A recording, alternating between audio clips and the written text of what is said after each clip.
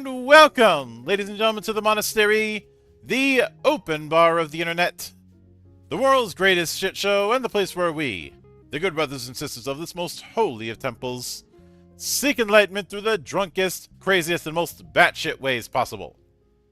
I am your one and only gaming monk, better known as Mildra, and with me I have a returning good brother to the temple, creator of the Koboa campaign setting for D&D and Pathfinder, which has recently released, and congratulations on that, as well as the Animorphs-inspired Beasts RPG. The one and only, the Latin nerd himself, Adrian Mejia. I probably Mejia. I knew I was going to butcher it. I do apologize. It's okay. Fine. Thank you for having me. Thank you for coming I'm on. excited. And we will get to Koboa in a bit, since there's, a higher page count with that. But when it comes to Beasts, which is very clearly drawing upon Animorphs, what was your introduction to that book series?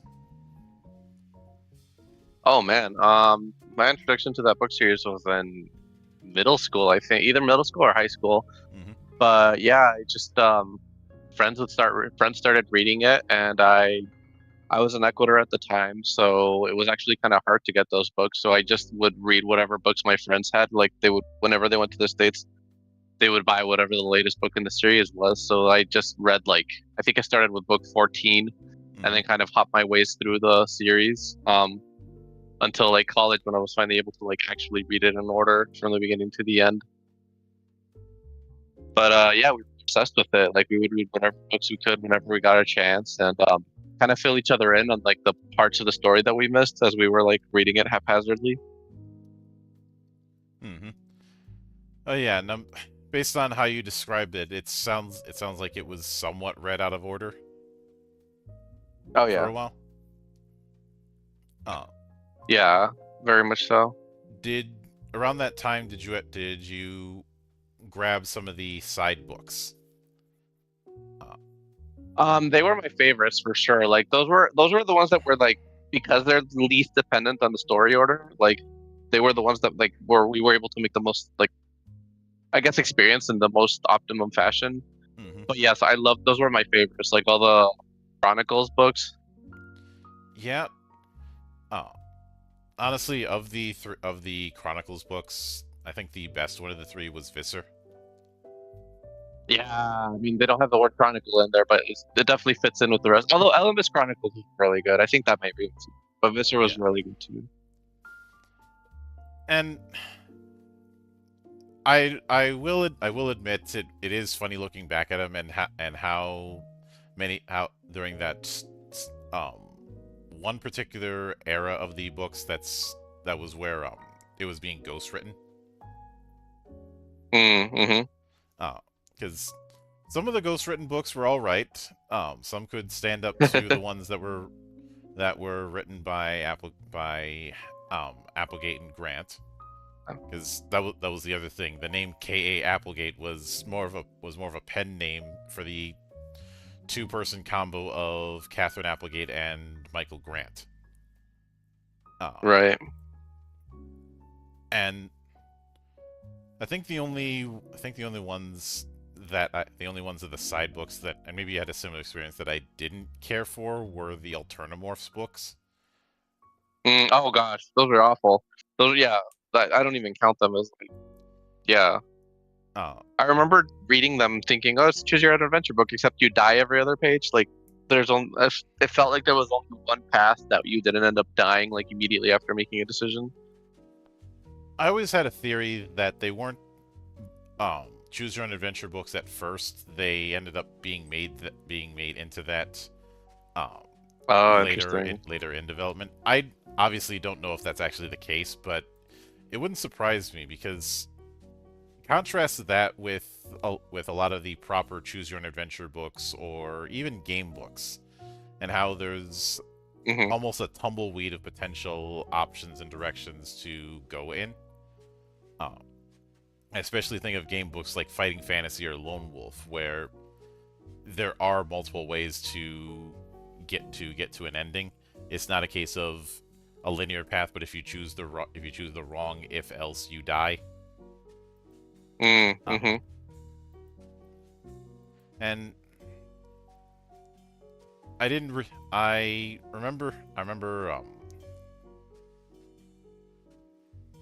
remember finding it a bit odd that the first one was about, hey, we're going back. We're going back to dinosaur times, and oh, at least on the plus side, it means that that they can go into a time that doesn't involve Marco driving something.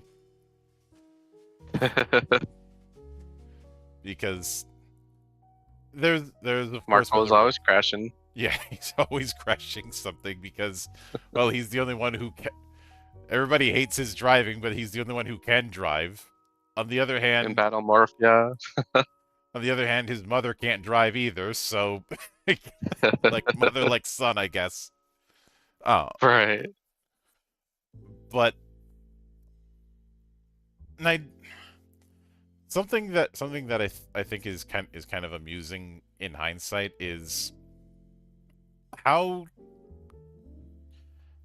darker those books were, especially for that time. Like, yeah, dark subject matter in young adult books is nothing new now, but in the late 90s that wasn't really a thing. Right.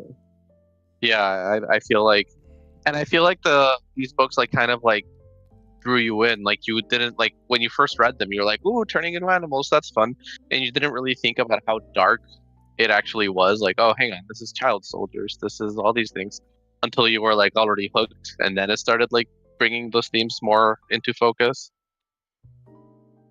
Although in hindsight, some of it was lampshaded by the two big flaws when it comes to the whole transformation. One, having to be mindful of the instincts of the animal. And two, the 2-hour limit. Which,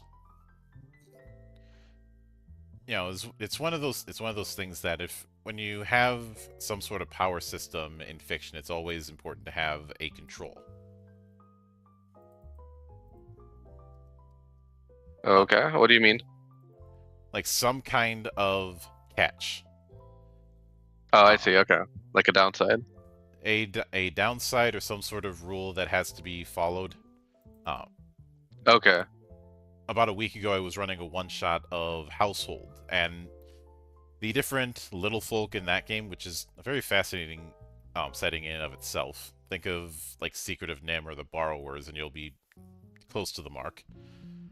But okay. If they make certain types of promises, they have to abide by those promises. Otherwise, they are subject to horrible, horrible things. It is basically like a geas. Basically, they have to follow through. Otherwise, they get cursed with something bad happening to them at the worst possible time. You don't know what the bad thing is going to be, but it's going to happen. I think with one of them, it was if they do a verbal agreement, they have to follow it. That makes sense, yeah. I think with another one, it was a case of if it's in writing, I have to follow through on it. Or the catch could be something as mundane as the whole you can't create from nothing kind of rules with alchemy in Full Metal Alchemist. Right. But just having that makes sense, yeah. Like just having something.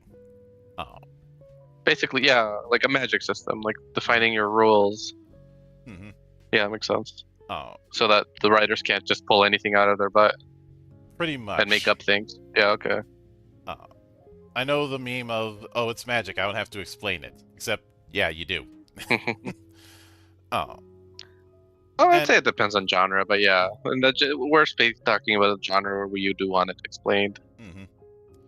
Now, when it came to the creation of beasts, what made you want to use Powered by the Apocalypse? Was it just because that's a very light game and this was done for... I think this was done as part of Zine Quest when you were crowdfunding it. Yeah.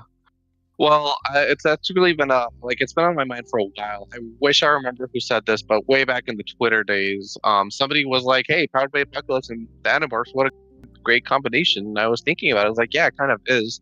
At that point, I was like reading a bunch of Powered by the Apocalypse books, so I was already kind of like in that mindset. But I think I was reading Masks at the time, and I was like, "Oh yeah, like there's kind of some parallels I see here, like."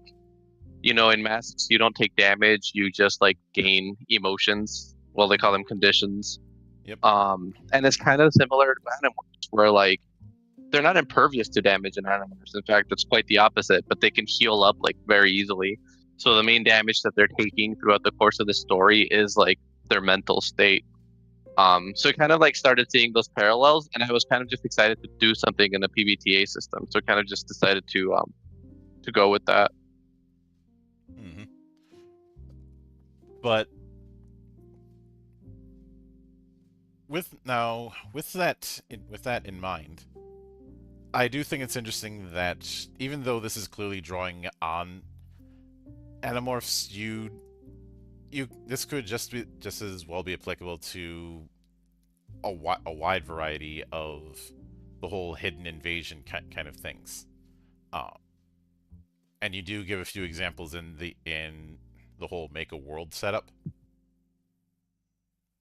Yeah. Was that just because people were experimenting with other ways to do it, or you just didn't want to bottleneck things?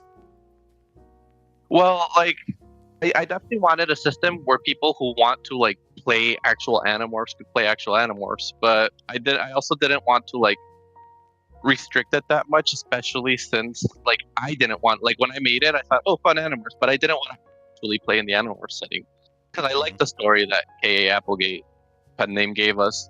And I didn't feel like it needed to get changed. I wanted to make my own story, so I thought like, okay, like let's turning into animals, that's really fun. That's something that we absolutely need. Secret invasion, that's something that's really interesting.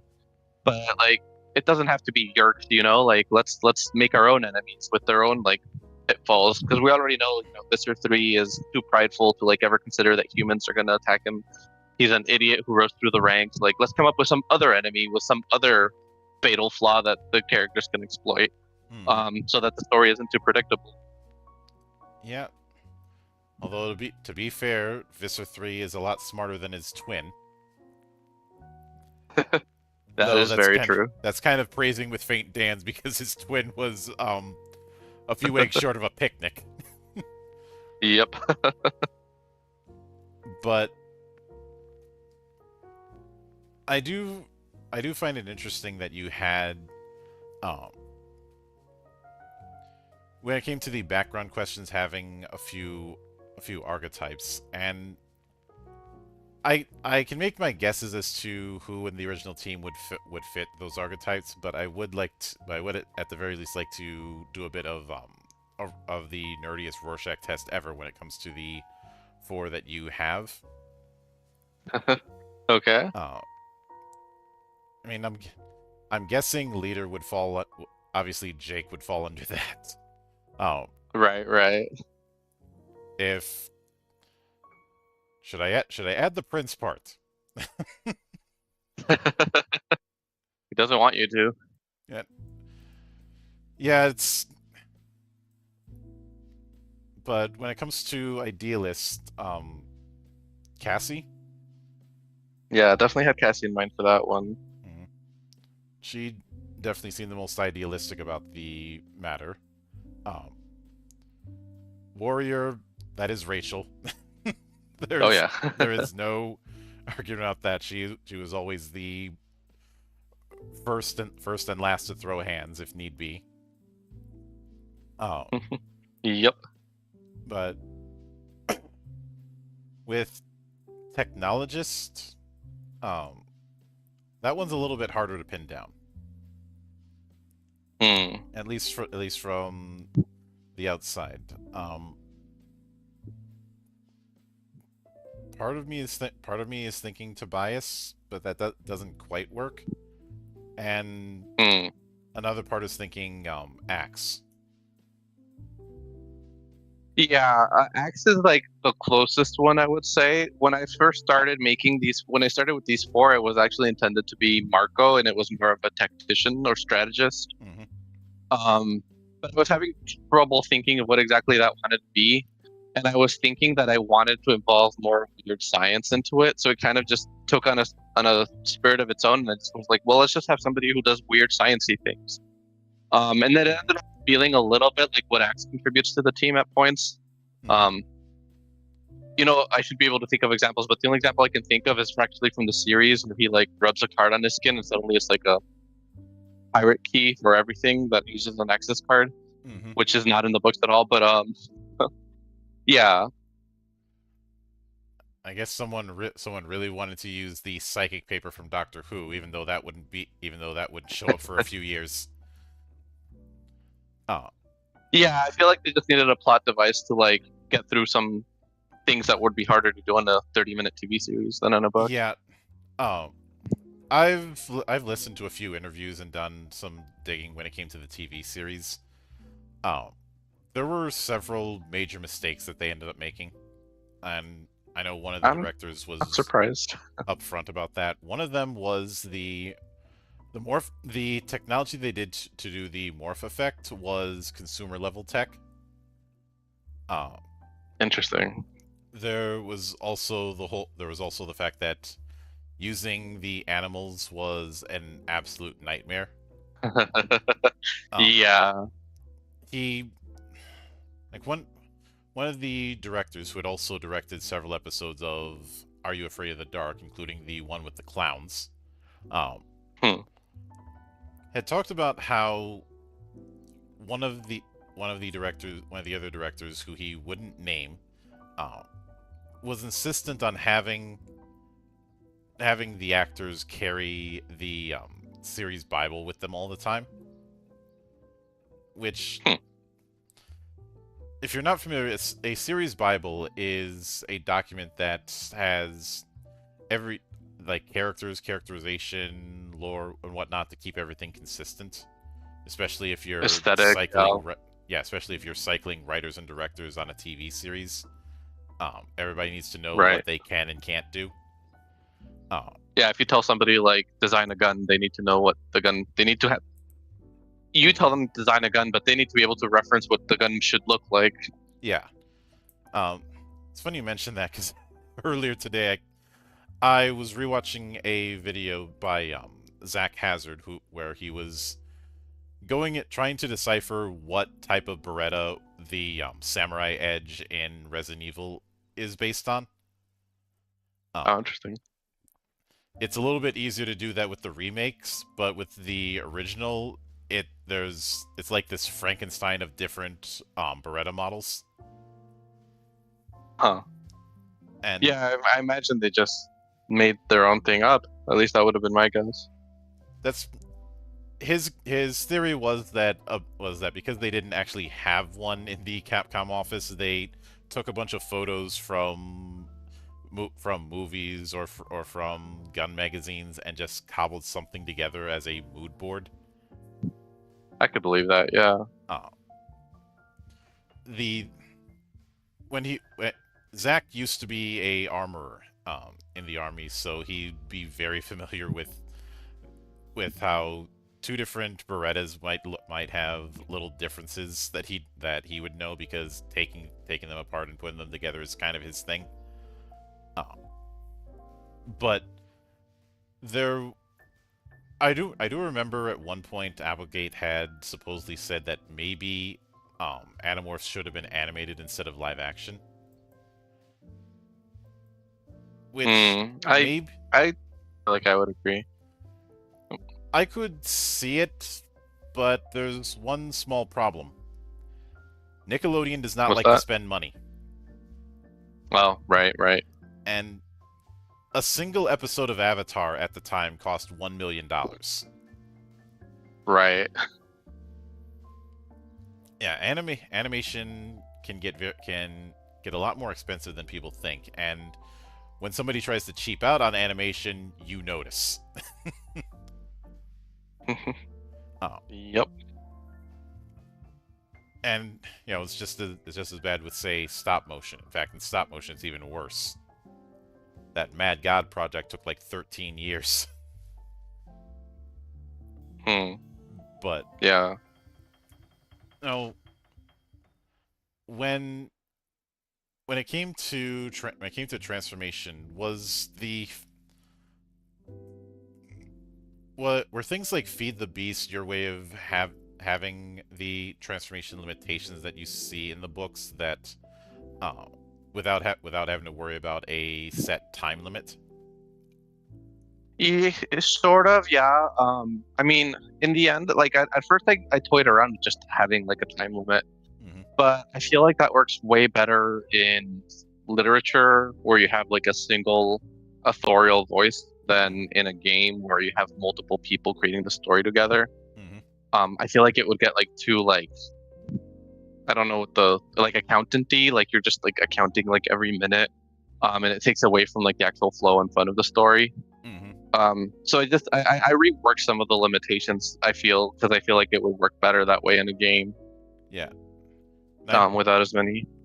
Yeah, and I know clocks have been introduced since Blades in the Dark became a thing, but I'm not sure that would have been a solution either.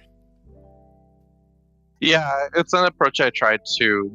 Like you could just say like this much time has passed, but I like as soon as you put in like real world minutes, then you're thinking like, okay, like especially when you're like in a world that you're very familiar with, like our world, you could be like, okay, so now it's 9:30 now, like or what better example? Now it's 5:30. Now it's rush hour. Like suddenly, like everyone's thinking about what time it is in the world, and it just bogs things down. That's what I found like in the playtest that I did. Oh yeah, and I think certainly one of the more unique things with characterization, especially with moves, is the fact that you have the whole cutout thing on the character sheet planned. Yeah. No, where you can, and because they're definitely. It seems like with Feed the Beast as well as the character cutout, it's more about what the mental toll is on doing this war that most people don't know about, and you can't tell them. Yep. Does to you. Yeah. Yeah, it's kind of a what does the war do to you? Kind of like it's something you can do in PBTA that is much harder to do in other games too, which I forgot to mention earlier. But yeah, that's another reason that I stuck with PBTA. The whole idea that you can cut words out of a move and the move still works, but now it works differently. Because it's so language based rather than like numbers, numeric, calculation based. So that led to a really, I thought, cool idea where rather than go up in levels and gain experience and become bigger, you start big and like shrink as the game goes on, to represent like what's going on with your character internally, like you were saying, to the point where what started as like a complete page of paper is now like, scraggly, barely holding together, as a physical representation of what's happening to your character internally. Yeah, and I know you put in a index for your inspirations, but it does feel like, crunch-wise, the dominant inspiration was masks. Masks was yes, for sure, for a lot of the crunch. I would definitely say so. And yeah, there's going to be a few others because nobody draws upon one thing. That's never how this kind of thing works. But I suppose it's a good thing that you didn't have it where the enemy is just legally distinct Yeerks alone, because as the books got further on, we saw a whole rogues gallery of not just enemies but neutral parties or question marks start to come about. Oh yeah, who could forget the Helmacrons? Yeah, there's that. There was those forget the name of it, but they were those really, really tiny, really arrogant aliens. Oh, yeah, the Helmicrons. Hmm. Yeah. Who You know, I don't I know was why, but rereading the series on my Kindle. I'm yeah, sorry. I don't know why, but whenever I read through their parts, I kept visualizing them having the voice of Marvin the Martian. I That's don't pretty know why. fun. I don't know why, and For me, now it I was can't closer to like Alvin and the Chipmunks. I'm debating which is worse. That is an answer I hope I never. That is a question I hope I never have to answer. Mhm. That is But a you know, it's question funny. I I was will not rereading the answer. series. Mhm. I was rereading the series on my Kindle, and I was really confused because like they kept being like the Helmicron said this, you know, and it says what the Helmicrons would say, and then they would talk about how weird it was that they said it that way, and I'm like, what do you mean? Like it's just text. And then I remembered that on the actual physical book, like they printed that out in tiny little font.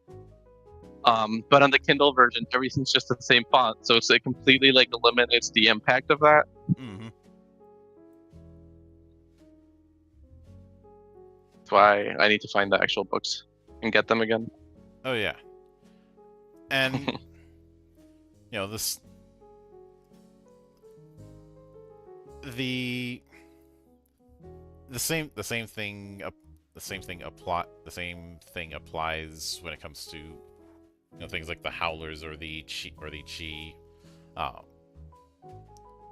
or I don't I don't know why, but there's a part of me that always found it disappointing that the Elmist was just when it came to his art that we finally got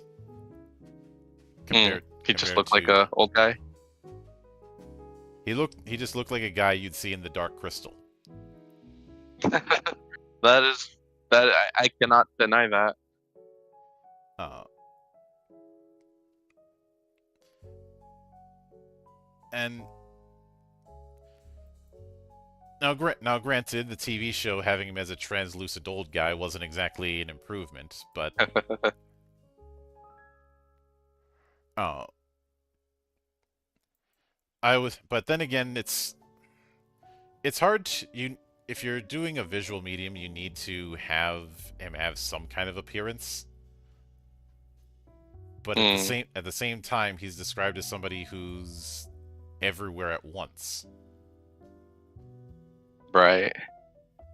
Uh, You know, the way the show was, I would have not been surprised or like thought less of them if they just had like a light in a light just off screen lighting up while you hear his disembodied voice.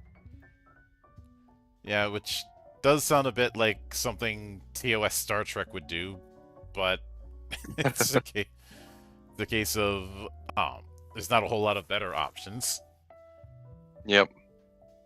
Did you Now, ever hear the story of how like they intended the Analytes and other alien species to just be like Star Trek aliens, just people with like random rubber on their foreheads? yeah, Because they were thinking like we want this to be easy to like adapt to television. Then they were told to make them weirder, so they made them as weird as possible, which made it like impossible to adapt it to television when they finally got around to that. which I mean, it probably if for any other network, it probably would have been manageable to adapt. Hmm. It's just, as I said before, Nickelodeon does not like to spend money Yep. because Nickelodeon actually started out in the 80s. They were and they were dead last in terms of ratings for that age dynamic. This was during what's known as Hmm. the pinball era. This was before the splat look that they had in the 90s. Oh, interesting. Okay. They survived by being as thrift as possible, uh, and they're actually trying to compete with, of all things, PBS, which Oh wow. Okay. you're if you're trying to do that, especially at that time, go home. Just pack it up, go home. You're not winning that fight. I can see that. Yeah. Mm-hmm. But and I can see what you mentioned when it came to way conditions and the way emotions work in masks and how you brought that over into beasts. Uh, one now, when it comes to beasts, how do you see that as a game that where a campaign would only last a few sessions, or do you think it would lean more into the episodic nature? No, my recommendation on the full text that I'm finalizing is to run a campaign of 3 to 6 sessions, Mm-hmm. depending on how long you want it to be. I mean, you could run it as 1 or 2 sessions, but I think it feels best when you're somewhere in the closer to the 6 than the 3 range. Mm-hmm. Which Because certainly fits. Especially since you look at a lot of the individual books were very, for lack of a better term, monster of the week, if not threat of the week. So shorter sessions would certainly fit. Although I feel like there should be an unwritten rule that the food at the table has to be maple oatmeal.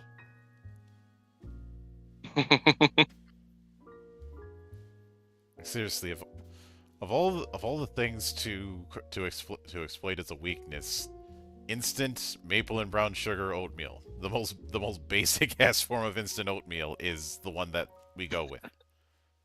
I love it. It's so charmingly, I don't know, there. Like, if it were like some weird chemical, you as a teenager reading this would not relate, but having it be something that is like on your pantry right now is kind of fun. Mm-hmm. Now, I know we've it's funny how we managed to get 40 minutes out of it, but I do want to shift a bit into Koboa, since that only just released, and I also want to get the burning question out of my system of what possessed you to make a Way of the Chancla for monks. Well, that was actually Manche, our layout. He made it as a gift to the backers since they had to wait so long. And Manche had to go through a lot of issues while he was developing the layout. So as a thank you for their patience, he made this as like the first official. Well, I guess not official, the first fan content, really. So you'd have to talk to him. It was his idea. I consulted on it briefly, but he wanted, like, it was his idea, his undertaking, and I think it came out awesome, and I love it. Yeah. I'm certain that the people who know what's going on with that are probably getting nightmares at the thought of that. Then again, I myself have had the Chancla as a magic item that when a mother throws it, it always hits its target. Doesn't matter how there's far. There's a saying in Brazil that's basically that same exact thing. Yeah, that it'll always hit. Well, I remember seeing a clip of some lady shot putting the thing, and when her kid was like 30 feet away, and it landed right on his damn head. Dang. I'm like, why isn't that woman trying out for the Olympics? Good question. But I do remember when I talked with you about Koboa in the past, I think I may have asked about whether or not you had planned on putting pronunciation guidelines in the book because because people are going to be dealing with a lot of terms that they're not used to. Yeah. Yeah, I think you did ask that. We probably should have. It's complicated. Some of the words in Koboa are Spanish, some of them are Portuguese. We probably should have included pronunciation guide for those. And then the non-Spanish and non-English and non-Portuguese words are, I think, if entirely made up. Yeah. By the advice of cultural consultants. They advised us not to use like real indigenous languages. So for those, I don't feel as critical to provide pronunciation, but yeah, I do feel like probably we should have provided pronunciation guides for the Spanish Portuguese words. Yeah. I think that's something that can be done at a later date as maybe a free PDF or something, because it's not going to be that big. That's a good point. Yeah, that's a good idea. Because I would be shocked if that kind of guide is more than 10 pages. I would expect it like 2 or 3 pages maybe at most. But I remember when I did that interview a few years back, I didn't have a whole lot of meat on the bones when it came to the new classes and subclasses. So that part I do want to dig into, if you don't mind. Okay, Kind sounds good. of get a feel for their particular play style, what characters might be close to the mark as far as representatives of that play style. Yeah, absolutely. And I'd like to start out with the Bruges. And I'm going to apologize in advance because I'm going to be butchering all of pronunciations for this. But, yep, that's fine. In this case, Bruges. Unless you're in Portuguese, in which case Bruges. But yeah. Let's talk about Bruges. That's one of my favorites. Yeah. So, how would you describe its particular kit, its particular play style? So it's definitely for players who are a little less on the strategic side. Well, like you can be in the strategic side, but it's more for players who like being surprised, and don't want to know their options like right away. Because everything you do in it is very random. Like you don't know what spell you're going to cast until you cast it. You can control it a bit. You can kind of like make it so some outcomes are more likely than others, but ultimately you're kind of just like rolling the dice and having fun with that, which I think is very much in the playstyle of a lot of 5e players. Yeah, it does sound like, especially since when looking at it, you have a limited amount of magic, but it's in that auto scaling thing, not far removed from, say, warlocks. Yeah.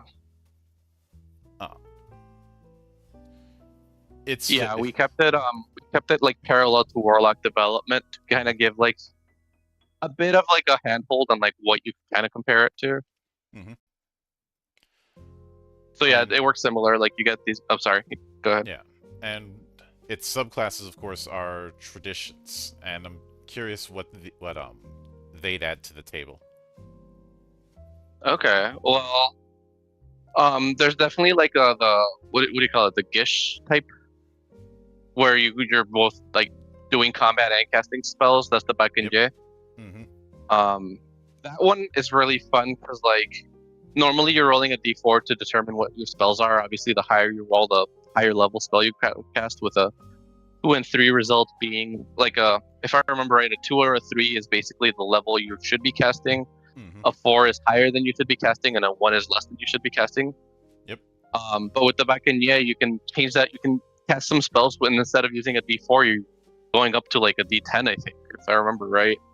I have to get the text in front of me, but yeah. So like that one's really exciting because if you do the things you're supposed to do to get that dice to grow, you're casting spells like way earlier than you should be able to, which is just really exciting and fun. Then the Charm Master is more about quantity rather than quality of spells, where you have a lucky number, and it's kind of fun because you carry this lucky number with you like in all your rolls, and you get cool things happening to you whenever you roll that specific number.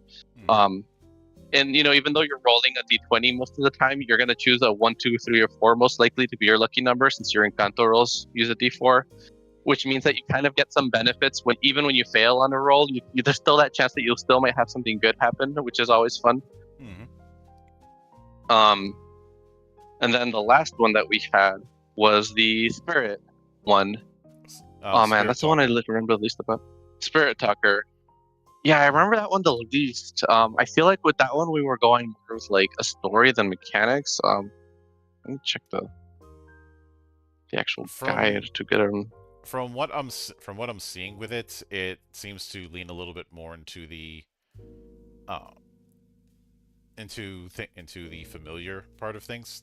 As you do start with a familiar, and this seems to lean more into that part of the class. Yeah, brujas or witches are like pretty much in many cultures, including South American cultures, are like associated with familiars. So we definitely wanted to like hone in on that for at least one of the subclasses. Mm-hmm. Yeah. And of course, with the Encantos, you have like 12 different potential spells that you could end up getting out of it, out of each Encanto list. Yep. Which is, I'd say what you have here is, as odd as this may sound, a more controlled form of wild magic. That's kind of. I feel like that's kind of what we were going for. So thank you. Now, when it comes to the rhythmatist, this feels like it is leaning into performance, much in the way of, say, a bard, but this is far more combat focused, whereas a bard is trying to be more of a backliner. Yeah. The rhythmatist started off as a friend of mine, another designer on the team, a friend of mine, and myself, like trying to think of like other classes we could make. Mm-hmm. And we kind of like approached it from like, okay, like what if like dancing was a thing, and then that turned into, okay, let's make a class where the more you moved on your turn, the more damage you deal. But when we play tested that, we found that 5e doesn't really care what your speed is, so it's really easy to get ridiculous speeds, at which point you do ridiculous amounts of damage with I think it was like you get 1 more d6 per 10 feet that you move this turn or something. Mm-hmm. And you can put an upper cap to that, but that's not that fun. And then we realized that it felt more like dancing anyway if you were like moving back and forth. So we kind of designed around that, and then we were like, well, why limit ourselves to dance? Let's make it more about like the culture that connects us all, kind of like give it like this aspect of like culture is how we connect with other people. Mm-hmm. So kind of like it was a bit of a drum up design, and then kind of like took on its flavor as it developed. Yeah. And the idea of the blade dancer, or just the dancing fighter, is one that I've seen people attempt, but it's never gone all in on. I think because people hyper focus on the dance part, much like how with bards there's been a problem for years of people hyper focusing on the instrument part and not the storytelling part. Right. Which has in part led to a misunderstanding of bards. Bards are not necessarily musicians. Well, right. They don't have to be. They're, for starters, storytellers. Right. But I believe... Yeah, back in the days before people had TVs, you would go to like the pub and find somebody whose job was to entertain you. Mm-hmm. And probably they'd be telling a story. Yeah. Or a more gentleman, one who's telling stories at the behest of a ruler. That's how you have the more Nordic types of skalds, who a lot of times weren't even using instruments. They were doing poetry. Right. Yeah, wasn't that like an honor thing? Like I remember reading a story of like somebody who had like somebody did something nice for this person because they were a famous poet and they wanted them to like write a poem about them. They're like, I'm just gonna kill you instead because I don't want to write a poem about you. But they ended up not. Oh man, I'm butchering the story. But they ended up not, like the person ran away and they were like, screw it. I guess I'll write this epic poem about them. Mm-hmm. Yeah, there is that. Oh. But the rhythmus subclass is known as masteries, and I'm guessing with them, it's more about expanding what you can do with rhythm in different ways. One is more about mobility, and the other is more about being able to hit better, or rather do more damage. Yeah, yeah, I would say so. I mean, flavorfully, they're like the different types of expressions you can have. But in terms of mechanics, yeah, like I know one of them like takes it into unarmed combat to like Hmm. bring in capoeira into the mix. Another one's more about cooking, so that one feels a little more spell-like because you're like, I don't know if spell-like's the right term, but you basically get a breath weapon. Um, Hmm. but yeah, then there's the really exciting one I think is the dance. Well, the one that's more the triple step one. Hmm. That's about dancing with a partner. So you partner up with another ally, and then you're both taking up the same square. And eventually you're making attacks together. And whenever you move, they move. Whenever they move, you move. And it kind of like it's a fun way to play with like somebody else at the table. Yeah. Oh. And hey, it doesn't involve using the gnome to do the fastball special. That's right. Oh. But you also have a few subclasses for the existing classes. You have the viral bond for barbarians. Oh yeah, So that one. Oh, with the viral bond, is that like a is that what sort of approach is that going to take when it comes to the barbarians kit? it's an interesting one because you want to spread this virus amongst your teammates. So you're using the barbarian's enhanced mobility to run by your teammates on your way to the opponents, so that you can kind of like pass this virus onto them each combat and create an effect. So with a lot of these classes, I feel like we were trying to focus more on like we were always interested in like how moving around can impact the flow of the game. I feel like Hmm. that's not focused on a lot with subclasses. So we kind of had fun with that more than anything. Hmm.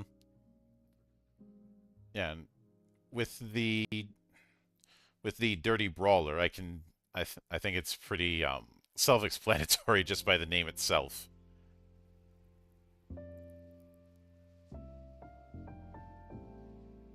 Though just skimming through it, it looks like there's a lot of very swashbuckle adjacent things with that subclass. Sorry, I think I just cut out for a second. Hmm. Which subclass did we move to a different one? Yeah, the Path of the Dirty Brawler. Oh yeah, yeah, that one. I mean, it looks a little swashbuckly in the art because where you kind of like, she's carrying like a giant anchor or whatever. Just had fun with that. Hmm. Since the Larians didn't have a fleet or whatever, but it's actually a little more rugby slash like team game focused. Hmm. So you're kind of like the captain of your team. You're kind of like telling them where to move. You're like the heavy bruiser on the team. Hmm. Um, so yeah, so in that one, you're like taking specific stances that will either help your team on the defensive side or on the offensive side, Hmm. depending on which of the two stances you're going with, Yep. And remember, and kind of like folks, bringing a little more of a tactician feel to it. it is funny that I keep seeing people wanting to do that because it's almost like the Warlord class from 4E scratched an itch that people didn't know they had. And Absolutely, yeah. I know some have claimed that the College of Valor Bard is the successor to the Warlord. It isn't, because all the buffs on that thing are passive. Right. The Warlord was always meant to be this lead from the front kind of person who the party is their weapon. And it sounds like you're dipping into that with the Dirty Brawler. Yeah, I would say so. Uh, but with the Bard, you introduce the College of Guardianship and the College of the Storyteller. Yep, going storyteller, like what you were saying. Mm-hmm. Mm-hmm. Now, sometimes those stories are tall tales, but they don't know that. Right. Mm-hmm. So the guardianship started as that one just started with the fact that we thought it was entertaining that in like you know the command spell, you say like a single word and they have to obey it. Mm-hmm. But in Spanish, attack me is a single word. So we kind of had fun with the fact that in different languages, what you can do with that spell can vary. Mm-hmm. So we took that into something where you can cast a spell to basically be the tank and taunt the enemies and get them to attack you instead of the rest of the party. Mm-hmm. Yeah. So you get the command spell early, and you can cast it with a few variations. Oh yeah. Sorry, what we're saying. With cleric, you introduce the hospitality and martyr domains. Yeah. And yeah, hospitality. We're trying to make something that feels just like a team player, like a bit of more of a support role. Whereas do the like self damage type of position, you're kind of a cleric who wants people to hit you, which is kind of just a funny place to be as a cleric. Like I know they can be tanks, but like wanting to take that damage kind of like changes the equation a bit. Oh yeah. And with the druid, you have the circle of the feral and the circle of the sacred transformation. Yeah. So, sorry. I keep speaking. Were you gonna ask a question? No, I was done. Oh, okay. Yeah. So the circle of the feral, we tried something that is a little bold. I feel like in that you can cast your spells using strength as your ability modifier instead of wisdom. A muscle wizard. So you can kind of build a wizard does that with strength. No, a muscle wizard. Muscle wizard is a bit of a meme. Of a meme because years ago on TG, someone fielded the idea of a spellcaster that used one of the physical abilities. Right. Okay. Yeah. So this is basically that, but also with like adding different animal parts to your ability, so that you can do all kinds of like crazy stuff while you're running around whacking things. So it's a lot of natural weapon fighting, a lot of like getting in their face and then just like hitting them with like horns or claws or whatever. Whereas Sacred Transformation kind of like takes the ability of a druid to transform and applies it to their opponents. So you're turning them into bread. You're turning them into other animals. Turning your blood into acids to hurt them, stuff like that. Yep. Now, with the with Sacred Transformation, I know animal transformation is a big part of druids. Is this expanding on that? I mean, like it kind of goes with the idea that you are, if you're turning into animals, you have some mastery of like transmutation type magic. So what if you applied it to other things? You're not turning them into animals so much, except for like the capstone, I believe, where you can resurrect someone, but you resurrect them as an animal. Mm-hmm. But yeah, besides that, I don't think there's a lot of animal transforming there. Yep. With the fighter, the ones that you have here are the Barauma and the Blade Hand. Yeah. Yeah. So Barauma, what was that? I'm curious what Barauma focuses on. Yeah, so they both focus on weapons in different ways. Barauma focuses on using a thrown weapon, like primarily a spear, and then like you kind of throw it, and then it's like it's a dancing weapon. It's fighting from wherever you throw it to. You can bring it back to your hand and kind of just like do cool things with a spear, basically. Whereas the blade hand is more focused on two-weapon fighting. So it gives you all kinds of like benefits for fighting with your two weapons. Um, there's a little bit of throwing them too, but there it's kind of mostly just like, what can we give a fighter to just become a really badass two-weapon fighter? Mm-hmm. Oh yeah. And when it comes to Monk, the Way of the Lines is definitely leaning into the theme of ley lines. The Way of the Spirit Spear, there's plenty of football jokes I could make, and one could probably annoy a Spirit Sphere user with a Vuvuzela. Oh man, we should have made a Vuvuzela. I had that as somebody's alarm clock once because they asked me to make them a louder alarm clock. Oh gosh. Yeah, that'll wake someone up. Well, that was the goal. He kept sleeping through his alarm clock, so he asked me to make a louder one, but he didn't give me any restrictions. Right.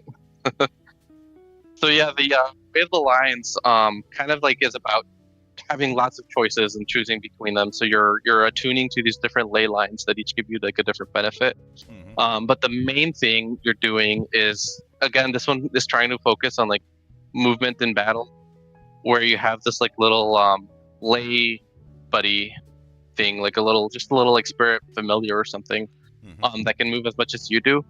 And as long as you and your familiar start in the same square and end in the same square, so like you start together and you move around and you end up meeting with each other, you kind of like create a ley line, and anything that you pass through or that your familiar pass through that turn gets the effect of whatever ley line you're activating.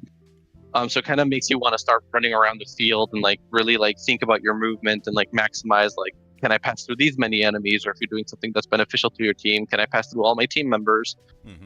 But yeah, of course, if you can't connect with your little spirit guardian thing, then you can't do the effect. So it kind of like puts a restriction on your movement.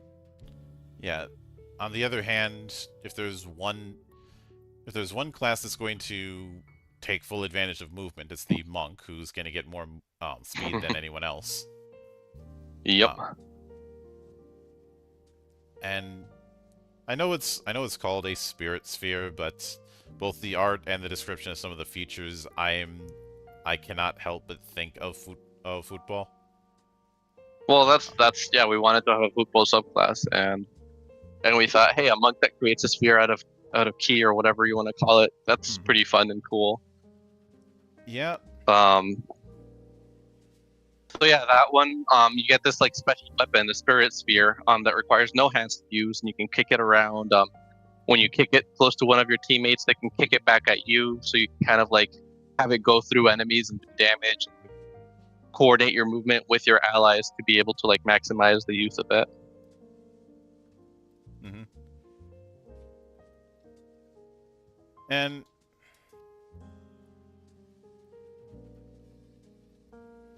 I suppose it would be amusing if you ended up putting yellow or red cards as a magic item in the future.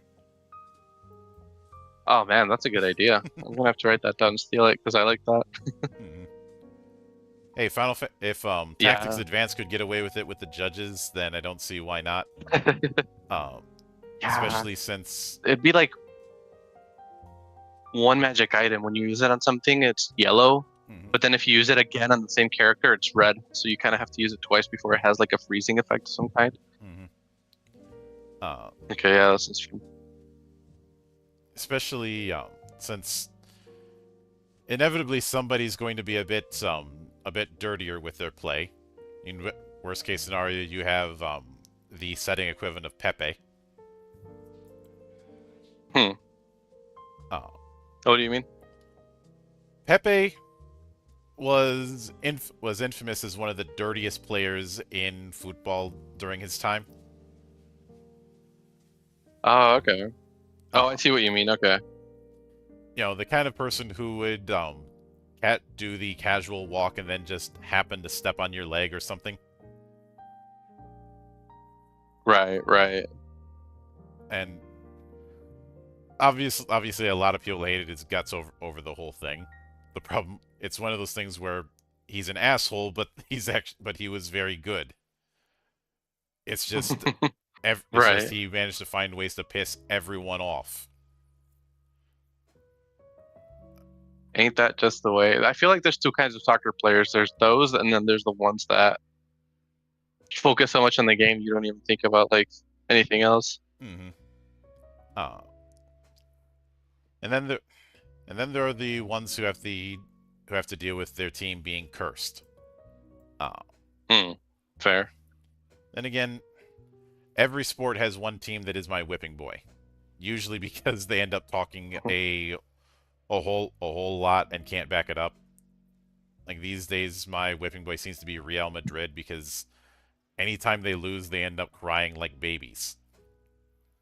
Hmm. Uh, Oh, big emotions involved. But yeah, that's the way of the spirit sphere. mm-hmm. So with Paladin, you have the Order of the Liberator and the Order of the Red Grasshopper. Not order, but oath. Yes. Sorry. Oh, yep. Yeah, so the Liberator is it's kind of like your mounted combat type subclass. We just provide you with lots of fun things to do while mounted combat. Mm-hmm. As you get higher levels, you get to like ride around on a T-Rex. Mm-hmm. Um, and just yeah, that's another niche that we thought we could fill something in there because you don't see a lot of classes focused on mounted combat. There Then was the the Red Cavalier Guys. in the early days of D&D, but that got phased out. Then Pathfinder brought it back, but it doesn't get a whole lot of use. Right, right. Then the Red Grasshopper has this teleporting power Mm-hmm. where people can like call to you for help and you can use your reaction to teleport to them. Mm-hmm. So again, like a whole lot of positioning. But yeah, that's the main like gameplay conceit of the Red Grasshopper. Mm-hmm. And when it comes to the Ranger, you have the Sacred Below and the Spirit Tracker. Yeah. So the Sacred Below one is meant to kind of like confuse opponents, kind of like you get a little bit of the ability to like change where they're moving when they're moving, Mm-hmm. as well as using noxious gases from below the earth to affect them in different ways. So it's kind of like a bit of a tricky sort of. Well, I guess Rangers are all kind of like tricky, sneaky fighters. So this one kind of goes with that theme. Oh yeah. Then the Spirit Tracker, you have a little spirit that goes with you, and you can like mark it on a target, kind of like your hunter's mark. Mm-hmm. But then you can like see through their eyes or like make them see through yours to confuse them. So it's very focused on like zeroing in on one specific target even more so than your regular ranger. Mm-hmm. And I do notice with a lot of the subclasses, there's a significant emphasis on movement and positioning. Was that Right. something you had planned on from the word go, or was it one of those things that just kind of happened that way? It just kind of happened. I will note it happens a lot with those subclasses I design. I guess that's just a particular interest of me. Um, so that's something that I wasn't aware of until I made these, and like you say now, I'm looking back on them. Like, oh yeah, that's a thing. At least when it comes to combat, I guess I don't know. I find like the whole like it's your turn. I roll the dice. Ideal damage or ideal no damage go. Pretty boring. So I try to think of like how to spice it up. And the one dimension of combat that we don't see much of is movement. So that's where like I kind of lived a lot of the time. Mm-hmm. Which is funny because you'd think you'd see more of it since rogues to get the most out of their kit, they are going to need to do flanking, which is going to require a bit of teamwork and positioning. But I think there's Right. also the issue of, oddly enough, I think a chilling effect was formed out of attacks of opportunity. Hmm. Because when somebody's locked in melee, and if they try to get out of melee to move to another target, they run the risk of an AOO. They're more inclined Hmm. to stay in that close area. And Right. just keep hacking at each other until one person drops. And that's when you can move again. Mm-hmm. I'd say it's something of an artifact from wargaming. Because with I haven't played a lot of war games. With a lot of war games, you have this concept of trying to lock people down. This is where things like the tar pit strategies are a thing.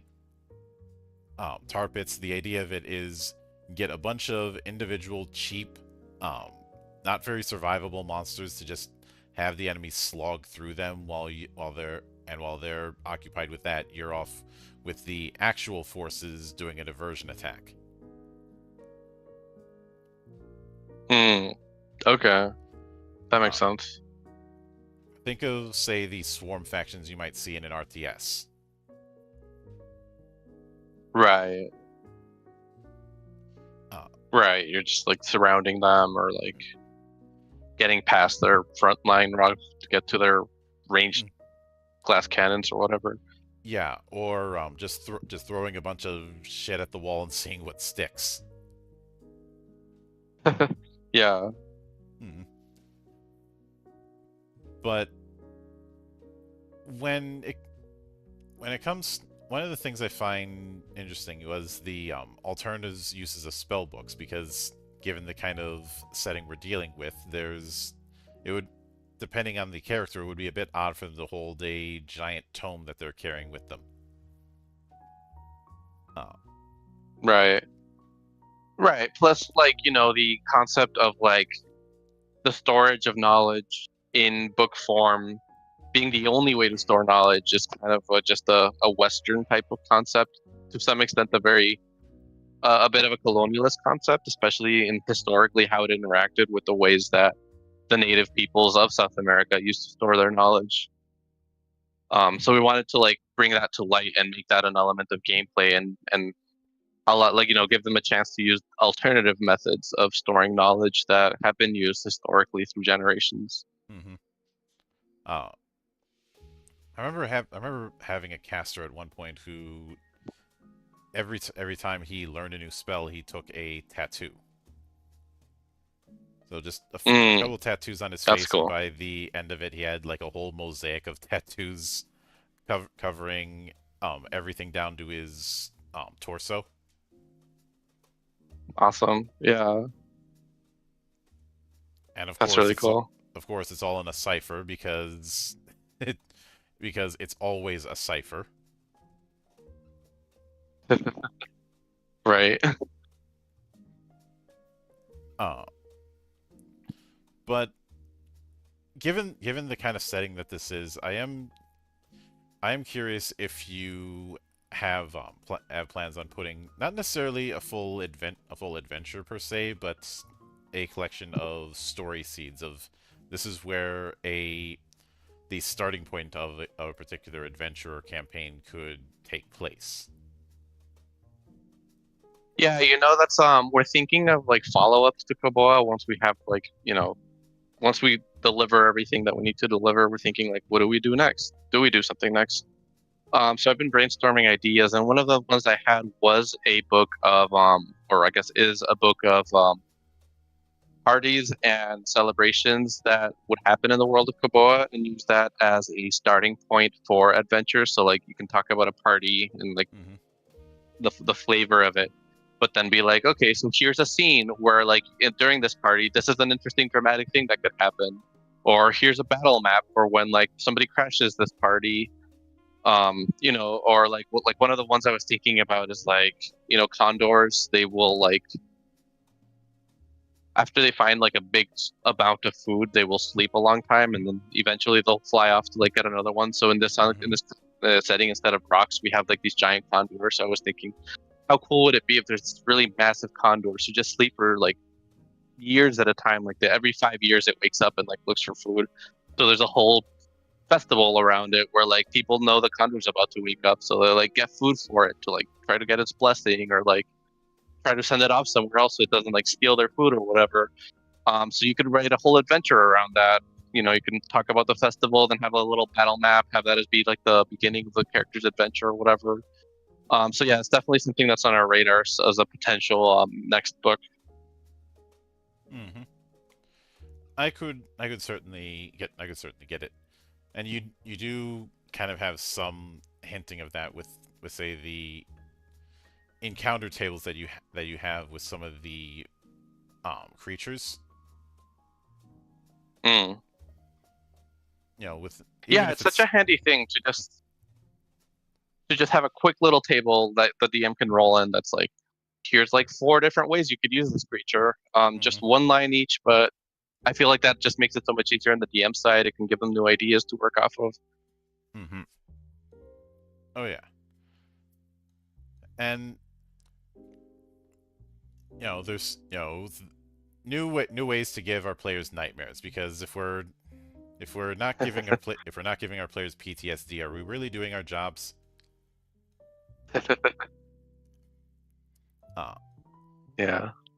Although I think in my case, the GMs that I've worked with always cringe whenever I say I have an idea.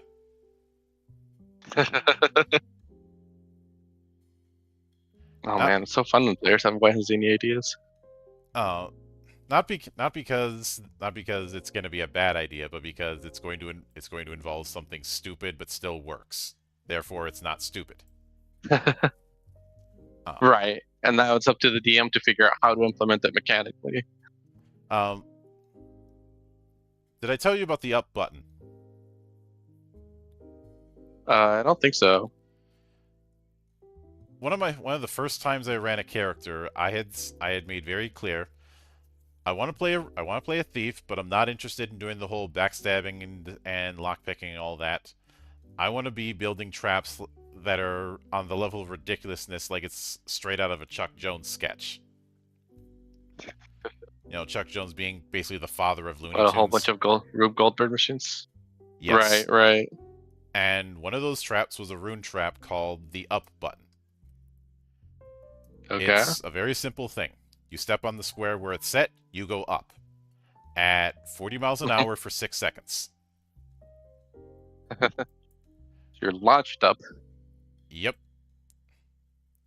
Hence the up button. Rules-wise, it's treated as if you cast Fly on yourself going straight up for that amount of time and distance. And then you take the falling damage. Well, it gets worse because end of Oh, okay. campaign, we're up against a dragon in a cave lined with adamantite, which, as you know, does not budge for anything. And the Right. dragon steps on the trap, hits the ceiling, and I tell the GM that wasn't even a full second. He still has the full 6 seconds to go. His counter was, that's adamantite, it's not gonna budge. And I had said something that became infamous in the years since. The spell does not care. Because I was operating under the logic that a spell is like a computer program. It is going to do that thing and nothing else. Okay. So, because I didn't put the spell stops if there's something in the way. No, you go up for 6 seconds. That's it. So, with a literal unstoppable force on one end and an immovable object on the other end, I think you can imagine what happened to said dragon. It went back one dimension. Yeah, everybody had to roll Constitution because of all the chunky salsa. Oh god. Okay. Raining down. Yeah, because what that and some people had to some people had to do morale checks to see if they end up freaking out over the sound of the dragon crunching. Oh gosh. On the plus That side, sounds about right. on the plus side, the neighboring village didn't have to worry about meat for about a year. As they headed Already back tenderized.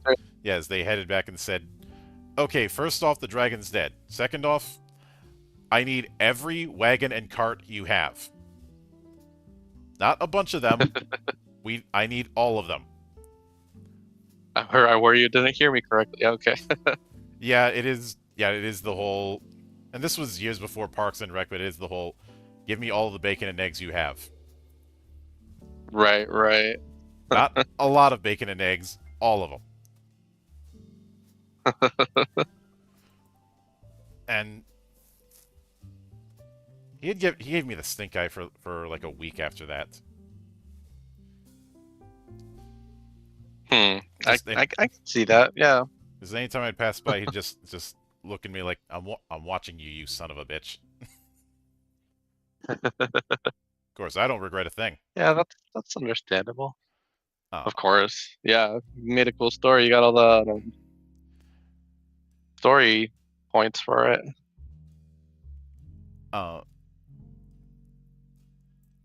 Yeah. Story equity, that's the word I was thinking.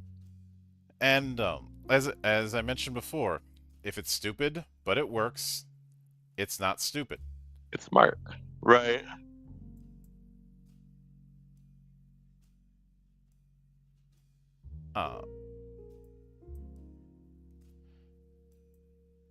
And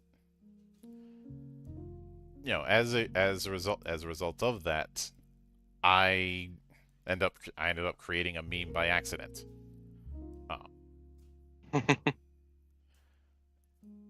Or what's the meme? The spell does not care. Oh, okay, nice. Yeah, that seems like it would become like a recurring meme or joke for your playgroups from that point on. Yeah, for sure. And in those same campaigns, there became the running joke of the dice gods are a model of true equality. Because it does not matter your race, gender, ethnicity, what have you, they hate you.